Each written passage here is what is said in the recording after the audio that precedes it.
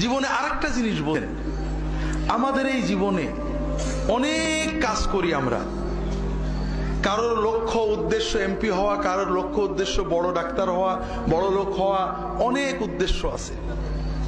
আমরা অনেক কিছু করি, কিন্তু আবার সবকিছু রেখেই চলে যেতে হয়, ঠিক না? আরেকটা জিনিস বোঝেন, দুনিয়াতে কেউ আপন হয় না। যে বউ আপন, 2 ঘন্টা আপন থাকেতে 4 ঘন্টা ঝগড়া করে, আছে না নেই? যে ছেলে আপন, সে 2 ঘন্টা কথা শুনে তো 4 ঘন্টা কথা শুনে না, ঠিক না ঠিক? যে ভাই আপন, সে ভাই 2 ঘন্টা আপন আর 2 ঘন্টা পর। যে বাবা আপন, যে সবচেয়ে আপন মা আপন, সেও দেখা যাচ্ছে আরেক ভাইয়ের কথা শুনে পর হয়ে যায়, হয় না? হয় না হাজেরিন, দুনিয়াতে কেউ 16 আনা আপন হয় না।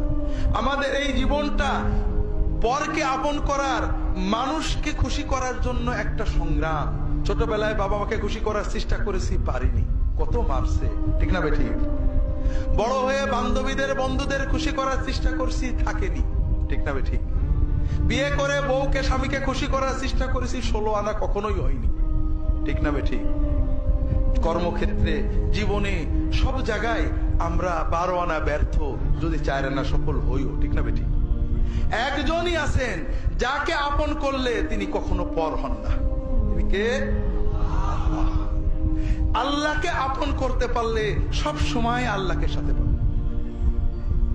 যদি আল্লাহকে আপন করে নিতে পারেন, আপনার বিপদে আপদে কষ্টে দুঃখে সব সময় মনে হবে আল্লাহ আপনার সাথেই রয়েছে।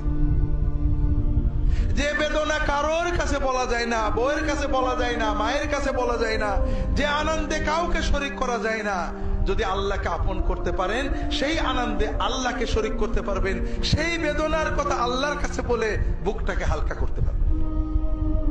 কথাকে বুঝতে পেরেছেন? কাজেই ভাইয়েরা, আসেন না সবাই নিয়ত করি যে এত সহজ কাজ আমরা নিয়ত করলাম, আল্লাহ আমার বাকি জীবন যতটুকু আছে, 1 দিন হোক আর 100 বছর হোক, আমি তোমার ওলি হওয়ার চেষ্টা করব। আল্লাহ তাআলা সকলের নিয়ত কবুল করে নিন, আমিন।